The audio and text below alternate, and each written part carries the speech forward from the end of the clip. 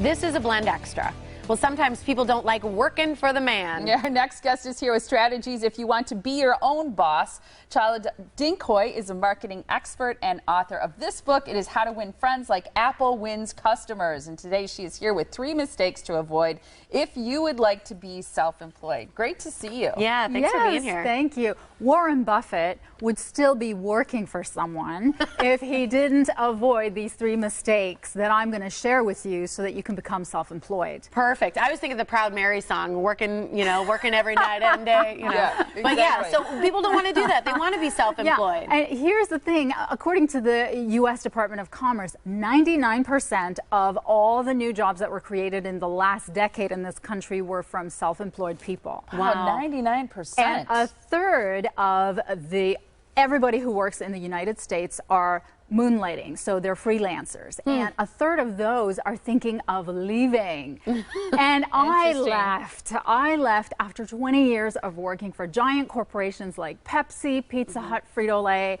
I mean, it was a sweet gig, but I left 5 years ago, and guess what?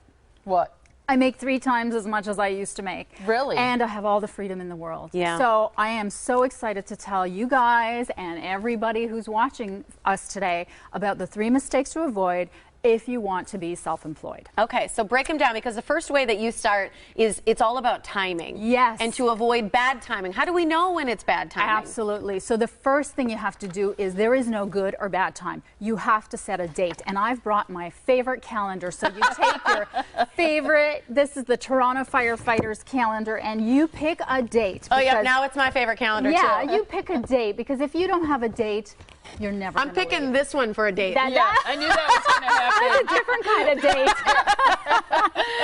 We'll put a date on the calendar. Yeah, So that you know this is my That's it. window. You have to do it. And so the second part is people just don't know what they're going to sell. So take a look in the mirror, look at everything that you're good at, and then package that and then help people with it. Yeah.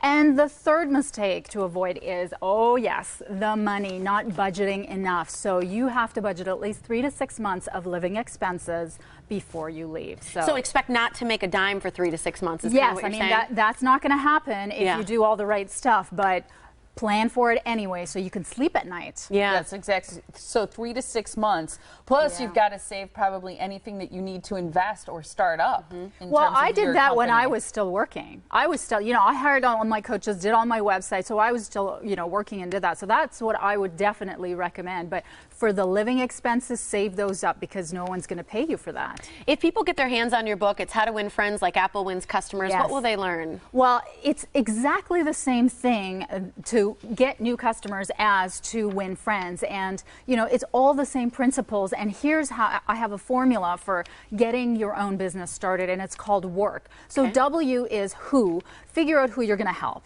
O is own a specialty. Be an expert in something.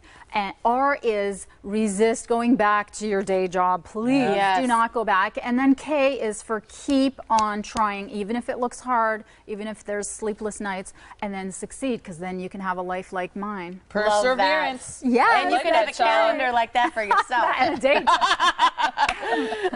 So you can get a copy of her book. It's How to Win Friends Like Apple Wins Customers at chaladincoy.com. It's CHALADINCOY.com. Thank you. Thanks for being here. Thank you.